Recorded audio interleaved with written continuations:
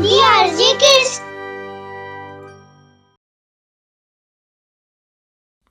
गोष्ट जादूची प्लेट. करण खूपच प्रेमळ, नेहमी मोठ्यांचा आदर करायचा आणि इतरांना मदत करायचा. पण करणचे आई वडील 2 वर्षांपूर्वीच वारले होते. तेव्हापासून तो आपल्या आजीकडे राहत होता. करणची आजी आता म्हातारी झाली होती, त्यामुळे घरातलं काम कधी कधी करणला करावं लागलं असे. करणला जेवण बनवताना मुळीच येत नव्हतं, पण तो कसा बसा स्वतःसाठी आणि स्वतःच्या आजीसाठी जेवण बनवायचा. कधी कधी त्यांना आजूबाजूची लोक जेवण आणून द्यायचे. दोघे उरलं सुरलं खाऊन आयुष्य काढत होते. करण अजून फक्त 10 वर्षाचा होता, पण दुसऱ्या मुलांसारखा तो थोडा हत्ती मुळीच नव्हता. कमी खेळायचा आणि कमीच गोष्ट सुद्धा करायचा. दुसरी मुलंही त्याला खूप हट्ट करून खेळायला घेऊन जायची.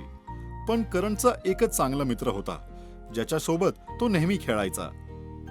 एक दिवशी करण त्याच्या मित्राच्या घरी खेळायला गेला. तो शेजारीच थोड्या अंतरावर राहत होता. खेळता खेळता दुपारच्या जेवणाची वेळ झाली, म्हणून त्याच्या मित्राच्या आईने त्याला जेवायला बोलवलं. करणने जेव्हा डायनिंग टेबल बघितलं, तेव्हा तिथे त्याच्या आईने खूप सारे चविष्ट पदार्थ बनवले होते आणि वेगवेगळी मिठाई पण ठेवली होती. करणने खूप आनंदाने सगळं खाल्लं आणि खूप सगळी मिठाई सुद्धा खाल्ली. खूप दिवसांनंतर इतका चविष्ट जेवण जेवून करण खूप खुश झाला. संध्याकाळ होत होती, म्हणून आता करण स्वतःच्या घराच्या दिशेने चालू लागला. चालता चालता तो एका झाडाखालून निघत होता.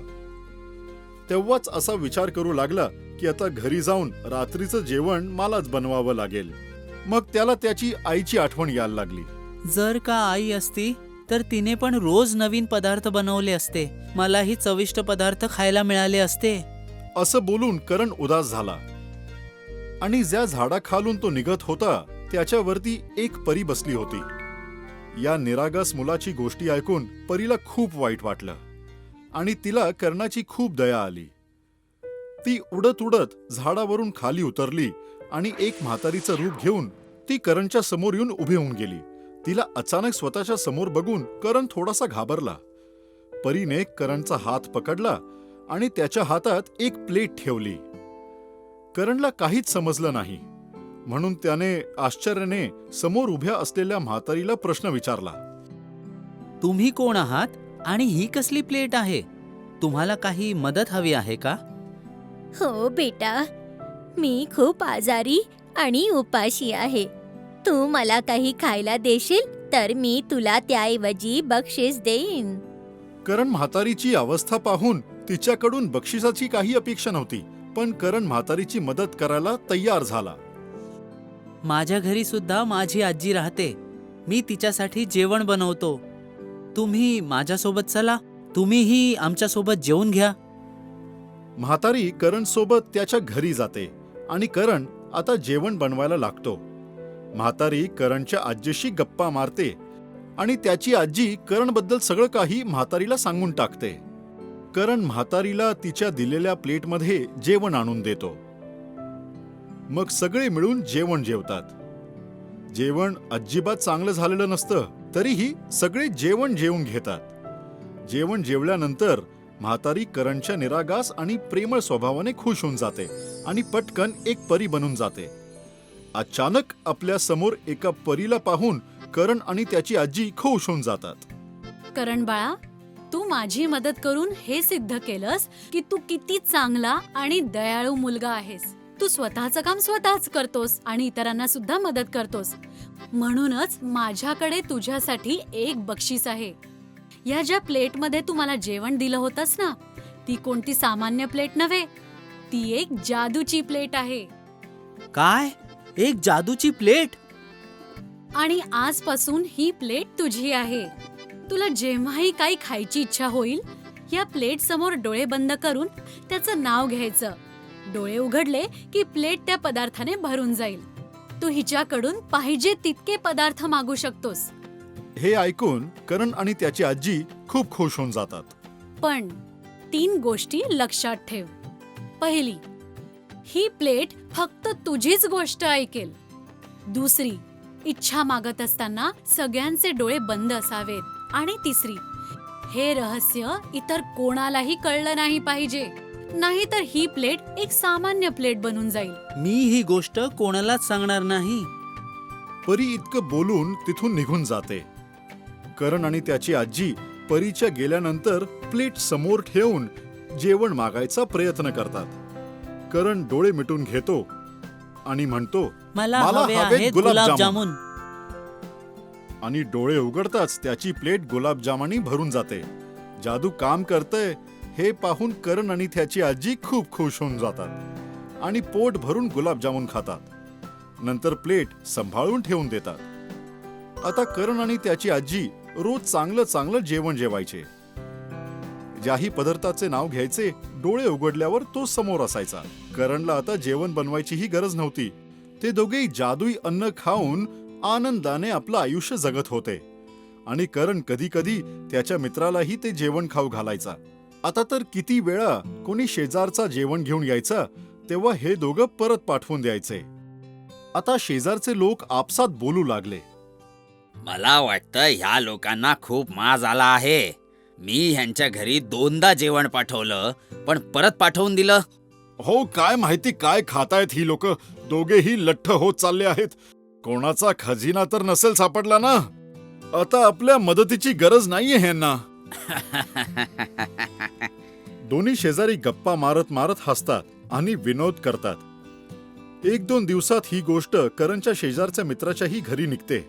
तर त्याचा मित्र घरात होत असलेल्या गोष्टींना लपून ऐकतो आणि जाऊन करणला विचारतो, काय रे, काय झालं? आजकाल तू जेवण बनवताना न दिसत आणि तुझ्या घरातून स्वादिष्ट सुगंध पण येतो. काय चाललंय काय? पण करणला लक्षात होतं की तो या प्लेटचं रहस्य कोणाला सांगू शकत नाही, नाहीतर ती जादुई प्लेट सामान्य प्लेट होऊन जाईल. हा सगळा विचार करून करण त्याच्या मित्राला काहीच सांगू शकत नाही. आता करणच्या मित्राच्या अनेक वेळा विचारल्यानंतरही करण खूप दिवसांपासून ह्या गोष्टीला बगल देत होता. त्याच्या मित्राला संशय येतो की करण त्याच्यापासून काहीतरी लपवतोय आणि आता तो ही गोष्ट जाणून घेईल. दुसऱ्या दिवशीच रात्री जेवायच्या वेळी त्याचा मित्र हळूच त्याच्या घराबाहेर कान लावून ऐकतो की ही लोक काय गोष्टी करतायत आणि तेवढ्यात त्याला करणचा आवाज येतो. आज मला खायची आहे चविष्ट बिर्याणी. त्याच्या थोड्या वेळाने पुन्हा आवाज येतो. मला खायची आहे रसमलाई. करणच्या मित्राला हे काही समजलं नाही. शेवटी करण कोणाकडून जेवण मागतोय. त्या दिवशी तर तो स्वतःच्या घरी जात राहतो, पण ही गोष्ट आता त्याला पूर्ण समजायची होती. ते बघण्यासाठी आता तो रोज त्याच्या घराबाहेर उभा राहून जायचा आणि पदार्थांची वेगवेगळी स्वादिष्ट नाव ऐकून त्याच्या तोंडाला सुद्धा पाणी सुटू लागलं. कधी कधी करण त्याला काही पदार्थ आणून खाऊ सुद्धा घालायचा, पण त्याचा हट्ट होता की त्याला हे गुपित जाणूनच घ्यायचं आहे की एवढं चविष्ट जेवण येतं कुठून. आता त्याच्या वारंवार विचारल्यावरही करण खरं सांगत नव्हता. ह्या गोष्टीचा त्याला खूप राग येतो आणि तोही गुपित जाणून घ्यायचे नवीन मार्ग शोधू लागतो. तो आजही करणच्या घराबाहेर लपून उभा राहिलाय आणि त्याला कळलं की करण घरी नाहीये. त्याला संधी मिळाली आणि तो घरी जाऊन करणच्या आजीला म्हणतो, आजी, आज करणला यायला थोडा उशीर होणार आहे, म्हणून त्याने मला पाठवलंय तुम्हाला जेवू घालायला. तुम्ही घाबरू नका, त्याने मला सगळं काही सांगितलंय. मला फक्त खाण्याचं नाव घ्यायचंय, मला सगळं माहितीये. करणच्या आजीच्या मनात शंका येते की हे गुपित तर कोणालाच सांगायचं नव्हतं, मग करणने ह्याला कसं सांगितलं. ती घाबरून म्हणते, अरे पण प्लेट तर फक्त करणच्या सांगण्यावरूनच जेवण द्यायची. तुला का सांगितलं करणने? आता काय होणार? सगळं नीट चाललं होतं. करणकडून एवढीशी गोष्ट लपवली जात नाही. मूर्ख आहे अगदीच. हे सगळं सांगून करणची आजी त्याच्या समोर सगळं गुपित उघड करते. हे गुपित ऐकून तो प्लेटच्या दिशेने धावतो. तेवढ्यात करण घरी येतो. करण त्याच्या मित्राच्या हातात ती प्लेट पाहून स्तब्ध राहून जातो आणि ती घेण्यासाठी तो पुढे जातो. करणचा मित्र खूप सगळ्या पदार्थांची नावं घेऊन घेऊन मागत राहतो, पण त्याला काही नाही मिळत. शेवटी करण त्याच्याकडून ती प्लेट घेतो. पण आता हे गुपित उघड झालं असतं. म्हणून करण हार मानून पूर्ण गोष्ट त्याच्या मित्राला सांगून टाकतो. त्याच्या मित्राला स्वतःची चूक समजते, पण आता ही प्लेट एक सामान्य प्लेट झालेली असते. आता करणला पुन्हा जेवण बनवावं लागतं. पण त्याचा मित्र कधी कधी स्वतःच्या घरून जेवण घेऊन येत असतो आणि त्यांच्यासोबत बसून जेवत असतो.